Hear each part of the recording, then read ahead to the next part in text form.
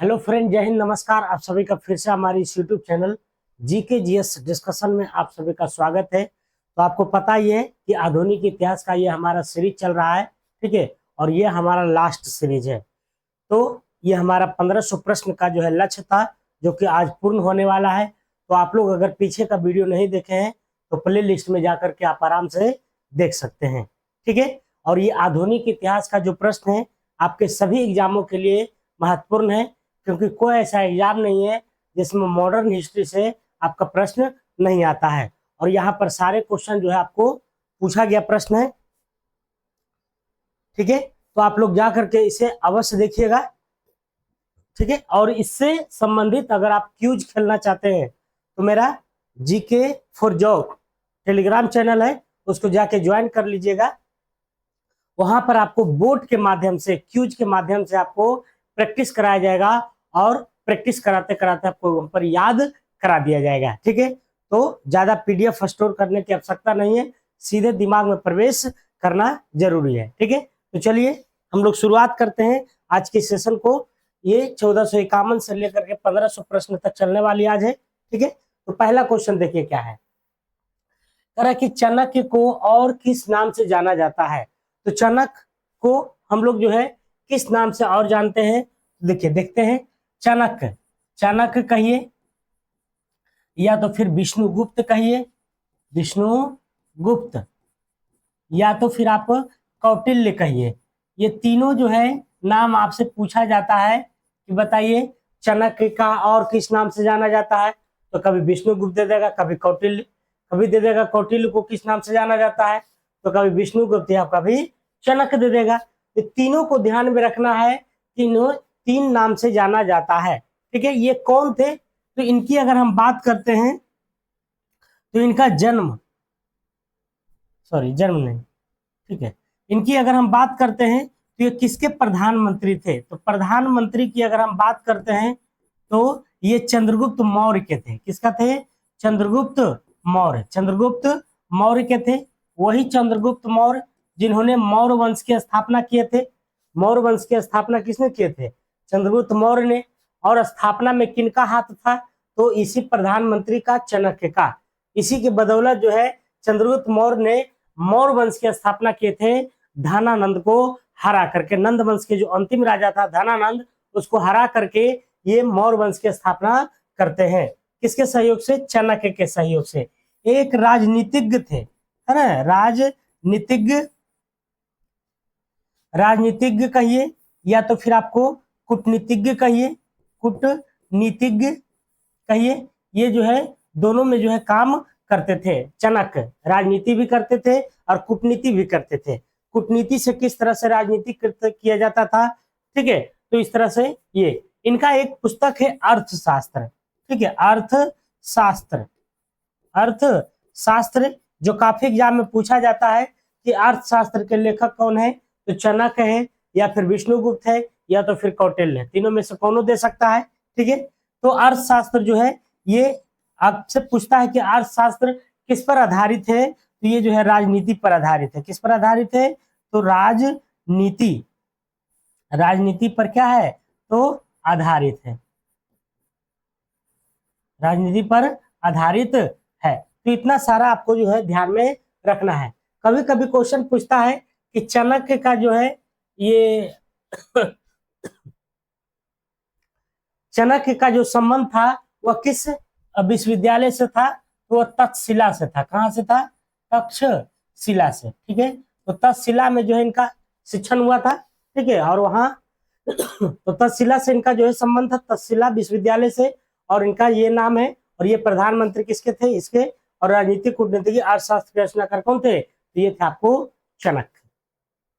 चलिए, तो यहाँ पर क्या हो जाएगा आंसर? विष्णुगुप्त। अगला प्रश्न कह रहा है कि भारत के सर्वोदय नेता जयप्रकाश नारायण का जीवन काल है। तो सर्वोदय नेता जयप्रकाश नारायण की अगर हम बात करते हैं तो ये जो है इनका काफी अहम योगदान रहा राजनीति में, ठीक है। जयप्रकाश नारायण, आप लोग को पता होगा जेपी आंदोलन, जेपी आंदोलन जो हमारा बिहार में हुआ था, जेपी आंदोलन आपसे पूछता है ये कब हुआ था। तो 1974 में, 1974 में, ठीक है। 1974 में हुआ था। संपूर्ण क्रांति का नारा इन्होंने ही दिया था। संपूर्ण क्रांति क्वेश्चन पूछता है कि बताइए संपूर्ण क्रांति का नारा किसके द्वारा दिया गया था? तो ये दिया गया था आपको किसके द्वारा? तो यही जयप्रकाश नारायण के द्वारा। ठीक है, संपूर्ण क्रांति का नारा। ठीक है, ये 2 पॉइंट याद में रखना है। इनको जो है बात करते हैं 1799 में, तो इनको 1799 में भारत रत्न मिला था। क्या मिला था? भारत रत्न। ठीक है, और ये भारत रत्न जो होता है ये सबसे बड़ी पुरस्कार होती है। ठीक है, भारत के सबसे उच्च पुरस्कार है। ओके, तो इनका जीवन काल पूछा जा रहा है, तो यहाँ पर हो जाएगा आपको राइट आंसर 1901 से 1978। ऐसे 1902 होना चाहिए यहाँ पर, और यहाँ पर 1979। ठीक है, ये राइट आंसर डी नंबर हो जाएगा, डी नंबर। अगला, गिरिया का युद्ध कब हुआ था? तो गिरिया का युद्ध की अगर हम बात करते हैं तो क्या 1740 में हुआ था, 41 में, 39 में, या फिर 1702 ईस्वी में? तो गिरिया का युद्ध की अगर हम बात करते हैं तो ये हुआ था आपको 26 अप्रैल को, 26 अप्रैल 1740 को, 26 अप्रैल 1740 को हुआ था। ठीक है, गिरिया का युद्ध। और ये गिरिया का युद्ध जो है कहाँ हुआ था? तो आपको बताना है पश्चिम बंगाल में। कहाँ हुआ था? पश्चिम बंगाल में। गिरिया का युद्ध कहाँ हुआ था? पश्चिम बंगाल में। अगला, करा बेदरा का युद्ध कब हुआ था? ये सब काफी इंपोर्टेंट क्वेश्चन है। ठीक है, अगर आपको सेशन अच्छा लग रहा है तो लाइक शेयर जरूर कीजिएगा, सब्सक्राइब कीजिएगा नए हैं तो बेदरा का युद्ध की अगर हम बात करते हैं तो 1759 में हुआ था। 1759 में। अब बात आती है किसके किसके बीच में हुआ था? ये वो तो इंग्लैंड रहेगा ही, इंग्लैंड, और दूसरा जो है बात करते हैं तो इंग्लैंड प्लस डच के बीच में हुआ था, डच के बीच में हुआ था। ठीक है, और इसी बेदरा के युद्ध से डच की हार होती है और डच हमेशा के लिए इंडोनेशिया चला जाता है। ठीक है, तो डच का जो है साम्राज्य खो जाता है इस बेदरा का युद्ध में 1759 में। डच की अगर हम बात करते हैं तो यहाँ से कुछ क्वेश्चन बनता है डच से। ठीक है, डच के बारे में पूछता है कि इन्होंने जो है बिहार में अपना जो है कारखाना खोला था, वो कब खोला गया था? यहाँ से क्वेश्चन आपसे पूछा जाता है। तो इसका 1632 ईस्वी में, 1632 ईस्वी में खोला गया था पटना में, जो कि अभी पटना कलेक्ट्रेट के नाम से जाना जाता है। वहीं पर जो है ये डच के द्वारा जो है फैक्ट्री खोला गया था। ठीक है, तो बिहार में अपना कारखाना 1632 ईस्वी में खोला गया था। डच की अगर हम बात करते हैं तो इसकी जो पहली फैक्ट्री थी, पहली है ना, पहली फैक्ट्री की अगर हम बात करते हैं तो इसका कौन सा था? मसूलीपट्टनम में था। मसूलीपट्टनम में था। और ये मसूलीपट्टनम कहाँ पड़ता है? तो आंध्र प्रदेश में पड़ता है, आंध्र प्रदेश में। और ये कब खोला गया था? तो 1605 ईस्वी में, 1605 ईस्वी में खोला गया था। ठीक है, तो यहाँ से डच के बारे में आपको ध्यान में रखना है। डच का जो पकड़ था सबसे ज्यादा मसाला व्यापार था, मसाला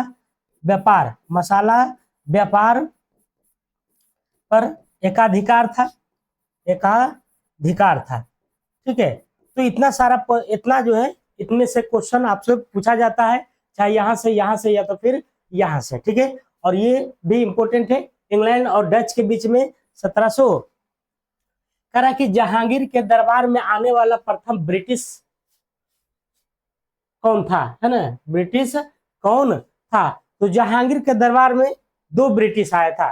तो सबसे पहला की अगर हम बात करते हैं, सबसे पहला जो आया था 1608 ईस्वी में आया था। ठीक है, और उसका नाम था क्या? William Hawkins. ठीक है, विलियम हॉकिंस आया था। ठीक है, दूसरा की बात करते हैं तो आया था 1615 ईस्वी में। 1615 में कौन आया था बताइए? सर थॉमस रो, है ना, सर थॉमस रो। ये दोनों जगह से क्वेश्चन पूछा जाता है आपको। यहाँ से पहला अगर पूछेगा तो हॉकिंस आया था, विलियम हॉकिंस, और दूसरा का 1615 में आया था सर थॉमस रो। और दोनों जो आया था जहांगीर के ही शासनकाल में आया था। और इसी में से पूछता है कि बताइए कौन सा अंग्रेज को इंग्लिश खान की उपाधि दिया गया था जहांगीर के द्वारा। तो इनको जो है इंग्लिश खान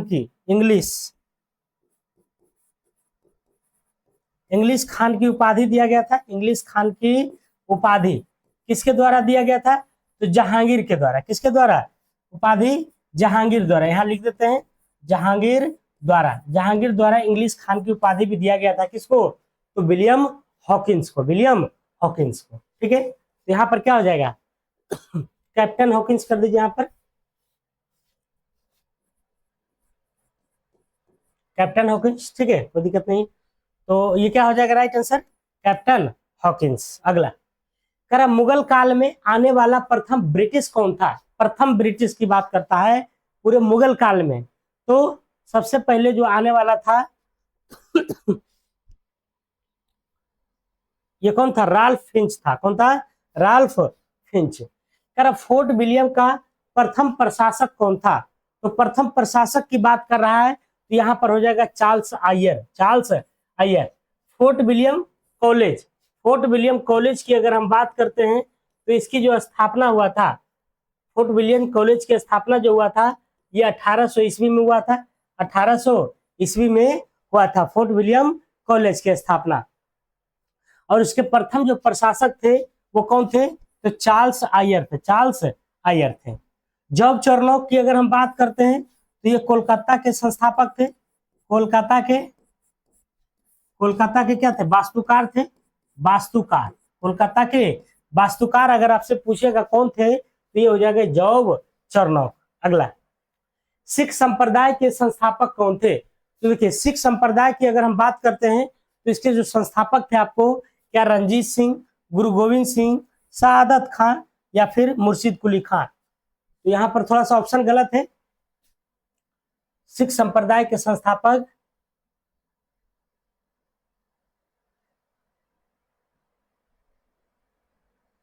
यहाँ पर कर दीजिए ना, गुरु नानक देव कर दीजिए। ठीक है,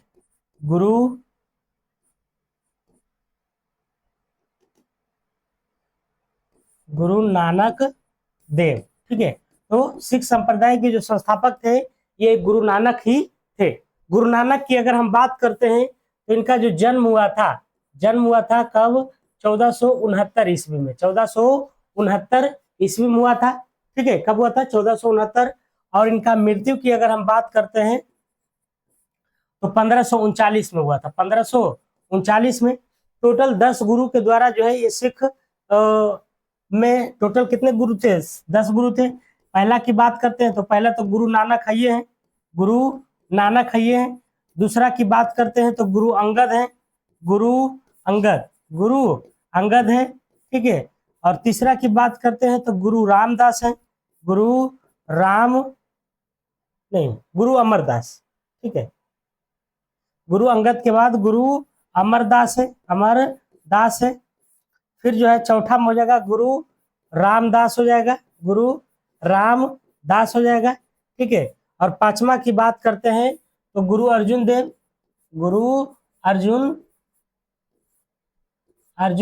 देव थे। ठीक है, और छठा की बात करते हैं। छठा कहाँ लिखे? यहाँ लिख देते हैं। ठीक है, छठा की बात करते हैं तो गुरु अर्जुन देव के बाद क्या हो जाएगा? गुरु हरगोविंद हो जाएगा।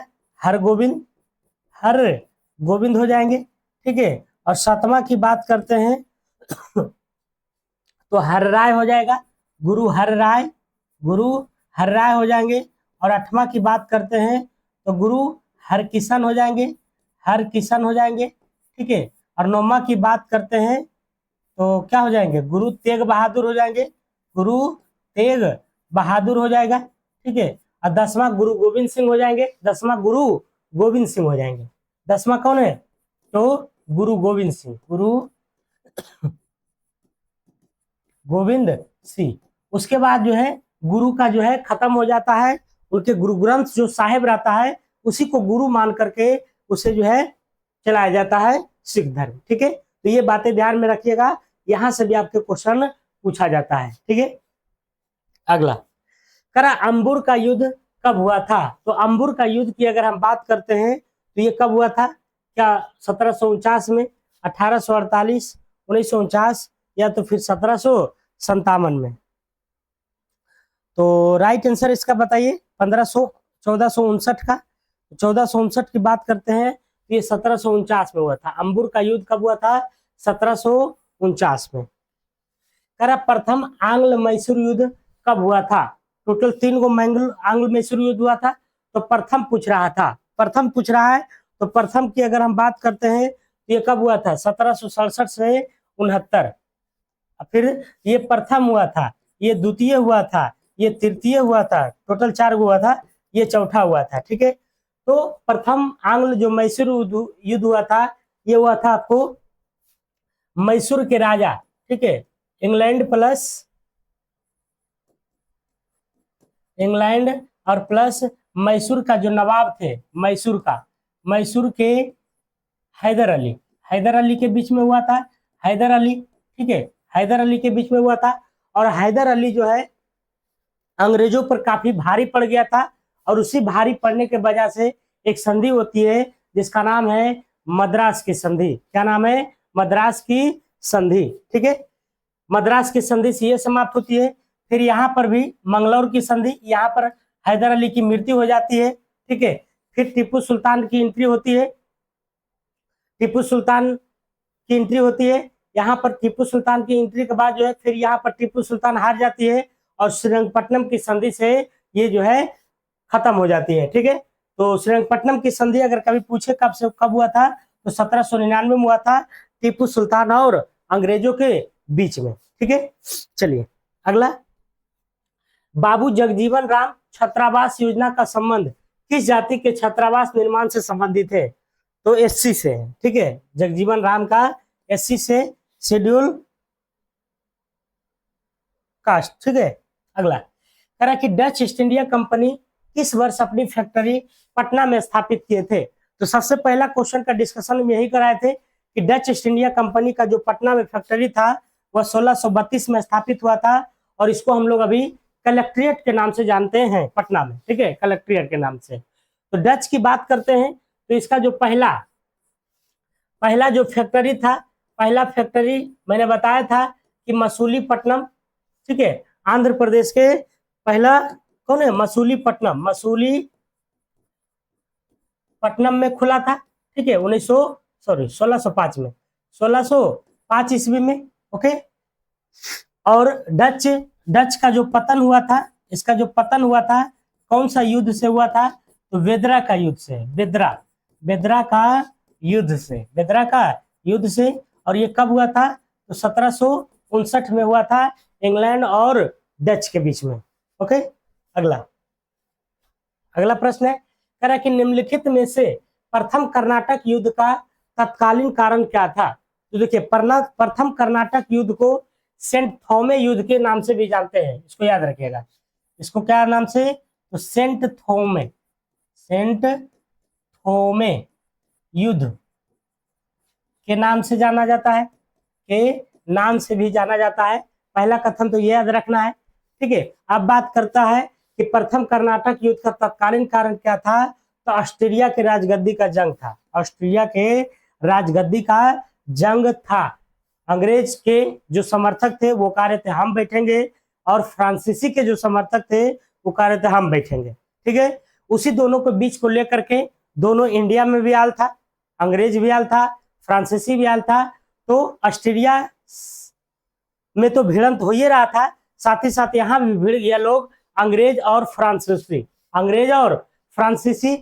ठीक है, तो अंग्रेज और फ्रांसीसी भिड़ गया और दोनों में तनाव हुआ। ठीक है, किसके लेकर के? तो ऑस्ट्रेलिया की राजगद्दी के जंग करके लेकर के।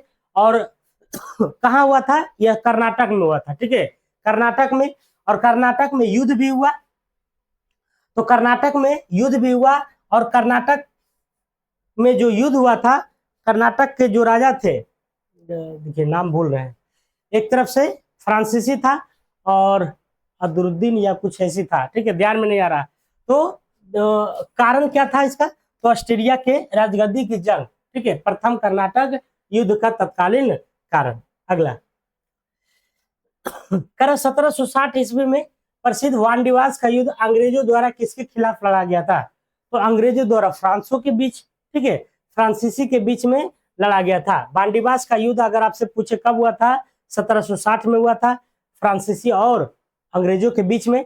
हार किसकी हुई थी? तो हार जो है फ्रांसीसी को हुई थी और जीत जो है किसका हुआ था? तो इंग्लैंड का।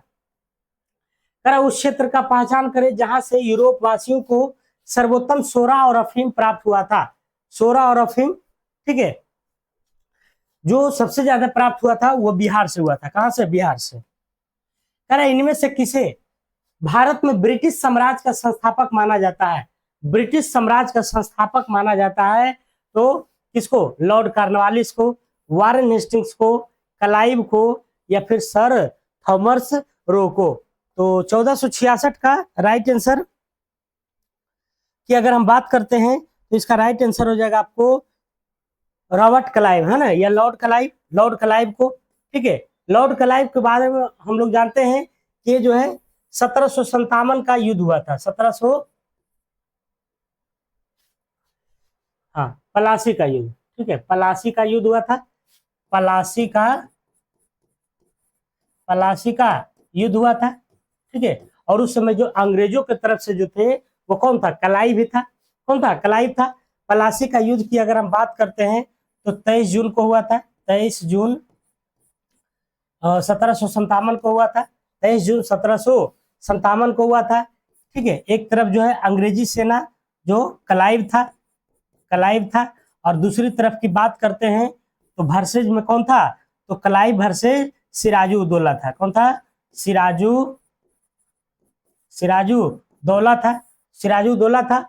और सिराजुद्दौला का जो एक सेनापति था जो धोखेबाज था, मीर जाफर इससे जो है फुसफुसी कर लेता है कि तुमको हम राजा बना लेंगे, ठीक है, तुम इसको हराने में जो हमारी मदद करो। ठीक है, और वही काम किया। सिराजुद्दौला का जो सेनापति मीर जाफर था उसको हराने में पूरी मदद किया। ठीक है, इस तरह से क्लाइव जीत गया और उसी समय से जो है अंग्रेजों का प्रभुत्व माना जाता है। ठीक है, तो वही क्वेश्चन पूछ रहा है कि इस भारत ब्रिटिश साम्राज्य का संस्थापक माना जाता है तो लॉर्ड क्लाइव को।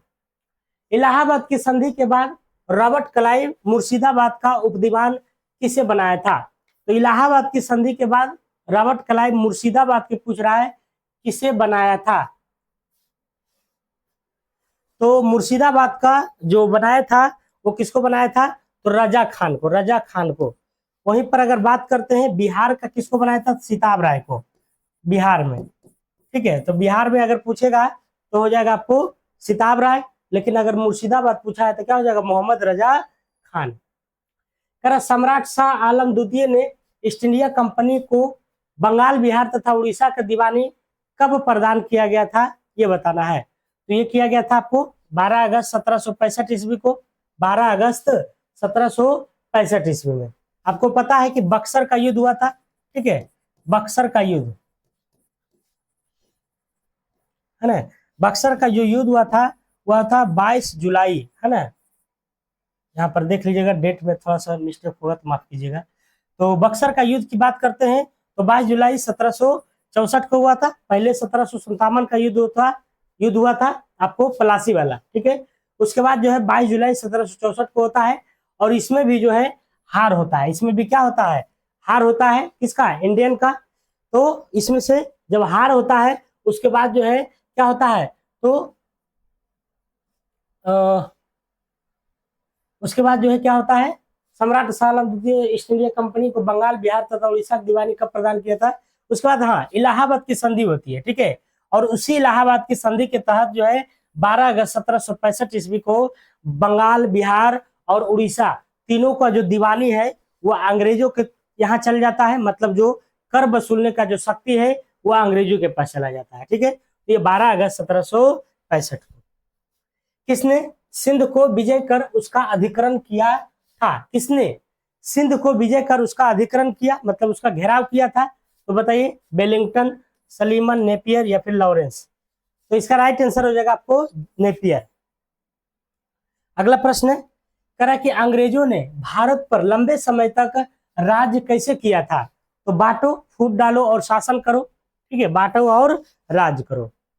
किसने बंगाल में महालवाड़ी बंदोबस्त प्रणाली की शुरुआत किया था?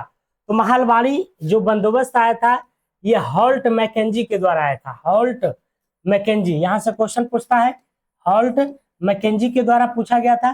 ठीक है, ये महालवाड़ी व्यवस्था जो आता है 1822 ईस्वी में आता है। ठीक है, तो यहाँ पर हॉल्ट मैकेंजी हो जाएगा। बंगाल प्रांत के साथ बिहार प्रांत को कब मिलाया गया था? बंगाल प्रांत के साथ जो है बिहार को जो मिलाया गया था वो 1733 में, 1733 में। ठीक है,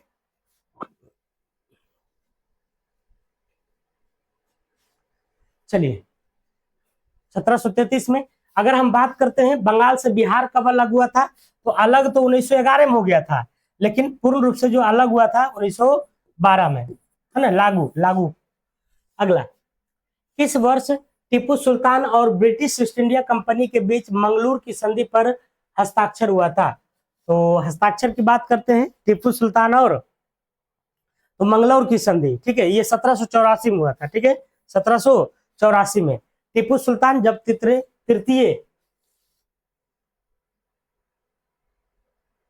तृतीय आंग्ल मैसूर युद्ध में जब जीतने की कगार पर रहता है, तो मंगलूर की संधि होती है 1784 में, और फिर 1799 में टीपू सुल्तान जो है चौथुर्थ आंग्ल मैसूर युद्ध में क्या होते हैं, तो मारे जाते हैं। अगला, पंजाब भूमि हस्तांतरण अधिनियम कब पारित किया गया था? तो ये 1900 में। ठीक है, 1900 में। करा अंबाबाई एक स्वतंत्र सेनानी भारत के किस राज्य की थी? तो अंबाबाई की अगर हम बात करते हैं तो ये काफी है ना क्रांतिकारी महिला थी, जो कि कई बार जो है जेल गए और वहां पर जो है जेल की सजा भी काटे। तो ये कर्नाटक की जो है महिला थी। ठीक है, अगला, अफगानिस्तान के प्रति आक्रामक नीति किस वायसराय ने अपनाई थी? तो ये लॉर्ड लिटन ने अपनाई थी। लॉर्ड लिटन की बात करते हैं तो प्रेस पर प्रतिबंध लगाया था, प्रेस पर प्रतिबंध। ठीक है, प्रेस पर प्रतिबंध लगाने में किसको जाना जाता है? लॉर्ड लिटन को। लेकिन लॉर्ड रिपन अगर पूछेगा तो प्रेस के मुक्तिदाता कहलाता, प्रेस मुक्तिदाता। अगला, लॉर्ड लिटन निम्नलिखित में से किससे संबंध नहीं है? ठीक है, तो देखिए, वर्नाक्यूलर प्रेस एक्ट तो लिटन ही लाया था। शस्त्र अधिनियम, स्ट्रेची आयोग, ये इल्बर्ट से नहीं है संबंधित। ठीक है, इल्बर्ट बिल से संबंधित नहीं है। तो 1477 की अगर हम बात करते हैं तो इसका राइट आंसर क्या हो जाएगा आपको? तो डी नंबर। ठीक है, अगला, होम चार्जेस या ब्रिटेन में भारतीय सरकार के खर्चे में क्या समाहित था? तो इसमें जो समाहित था आपको रेलवे का ग्रांटेड ब्याज, भारत में खरीदे गए सैन्य एवं अन्न भंडार, ब्रिटिश भारतीय अधिकारियों की पेंशन, ये सारा था। ठीक है, कह रहा कि जमशेदपुर मजदूर संगठन की स्थापना 1920 में किसने किया था? तो इसका राइट आंसर बताना आपको, किसने किया था? तो एस.एन. हलधर ने। जमशेदपुर मजदूर संगठन की स्थापना 1920 में एस.एन. हलधर ने। कह रहा पंजाब भूमि हस्तांतरण अधिनियम कब पारित है? तो दोबारा आ गया है 1900 में, अभी जस्ट बताए तो कुछ देर पहले। ठीक है, कह रहा वीर कुंवर सिंह अंग्रेज के खिलाफ 1857 के विद्रोह में किस जगह शामिल हुए थे? मतलब कहां से नेतृत्व किए थे, ये पूछ रहे हैं। तो ये हो गया था आरा से। ठीक है, आरा से जगदीशपुर, आरा के जगदीशपुर से थे। ये जमींदार थे। अगर पूछेगा वीर कुंवर सिंह क्या थे, तो जमींदार थे, और इन्होंने जो है 1857 के विद्रोह का पुरजोर विरोध किया था। ठीक है, अगला, कह रहा पटना में 1857 के स्वतंत्रता संग्राम के नेता कौन थे?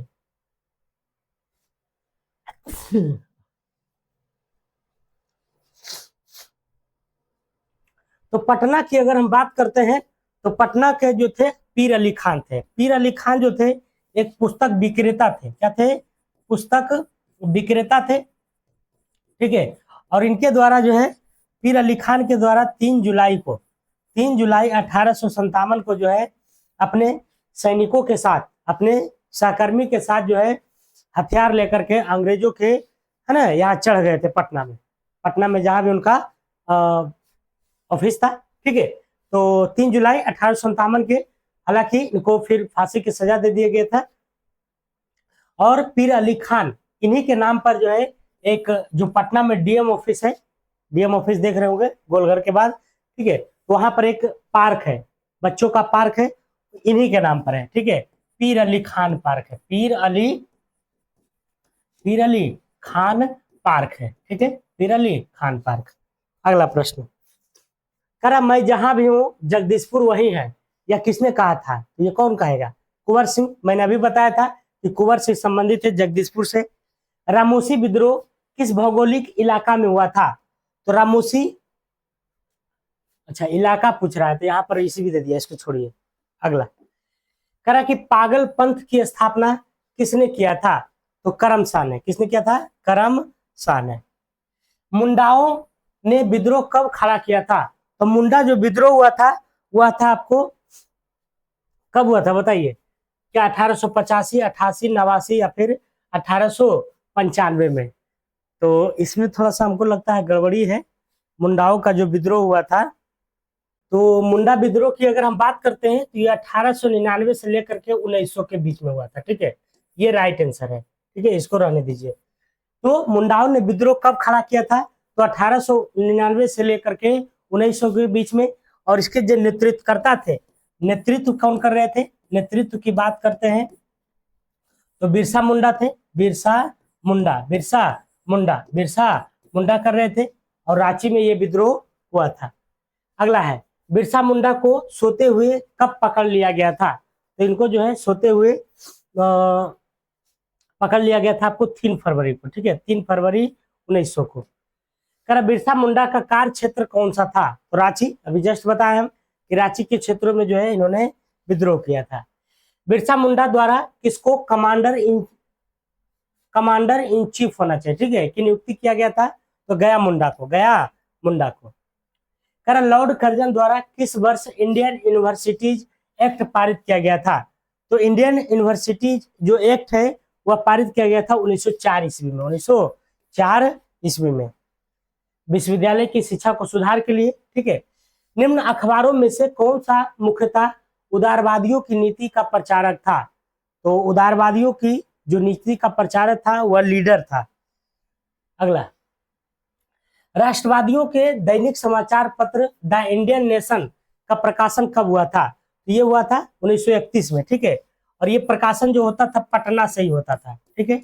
इसके 1931 में हुआ था, लेकिन कुछ समय बाद बंद कर दिया गया था, फिर इसको चालू किया गया था।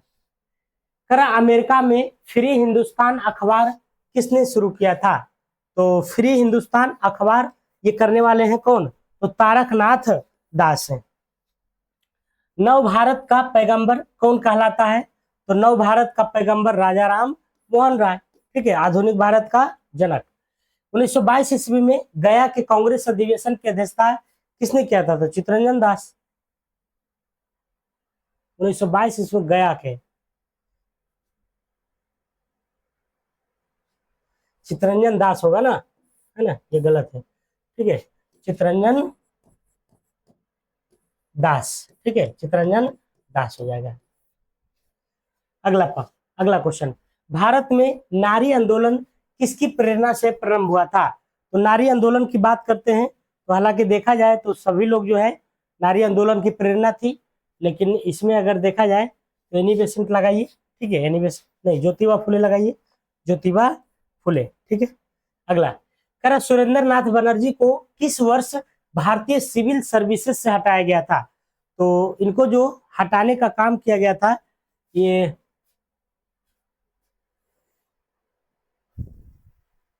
सिविल सर्विस से इनको 1874 में, ठीक है, सिविल सर्विस में जो ये चुने गए थे, चुने कब गए थे? चुने गए थे कब? 1869 में, ठीक है, और इनको हटा दिया गया था 1874 ईस्वी में, 1874 में, ठीक है। इनके द्वारा एक आत्मकथा भी लिखा गया है, a nation in making in India, ठीक है, सुरेंद्र नाथ बनर्जी के द्वारा। भारतीय राष्ट्रीय कांग्रेस के द्वितीय सम्मेलन में कितने मुस्लिम प्रतिनिधि ने भाग लिया था? तो द्वितीय में जो है 33 को लिया था, ठीक है। करा भारतीय राष्ट्रीय कांग्रेस का 27वां अधिवेशन किस स्थान पर हुआ था? पटना में हुआ था। पटना के कौन सी जगह पर? बांकीपुर में, बांकीपुर में। किसकी अध्यक्षता में? तो RN माधोलकर, RN माधोलकर, ठीक है, यहां से पूछा जाता है किसकी अध्यक्षता में हुआ था? तो RN माधोलकर। अंबुर का युद्ध कब हुआ था? ये जो है आपको कब हुआ था बताइए? 1848 में, ठीक है, तो तो यह हमारा 1500 प्रश्नों का जो सीरीज था आधुनिक इतिहास का वो समाप्त हो चुका है। इसका प्रैक्टिस लगाने के लिए आप टेलीग्राम चैनल ज्वाइन कीजिएगा, जीके फॉर जॉब। वहां पर 2 इमोजी का फोटो लगल होगा, आप वहां पर ज्वाइन कर सकते हैं। ठीक है, तो चलिए अब हम लोग जो है अगले विषय की ओर चलेंगे। उसके पहले हम बताएंगे कौन सा विषय आपको अच्छा लगता है। अगर आपको कौन सा विषय पढ़ना है तो आप कमेंट बॉक्स में जरूर कीजिएगा, मैं उसको भी जितना भी प्रश्न होगा सभी को उठा करके लेके आऊंगा आपके लिए। ठीक है, तो तब तक के लिए आप अपना ख्याल रखिए। जय हिंद, जय भारत।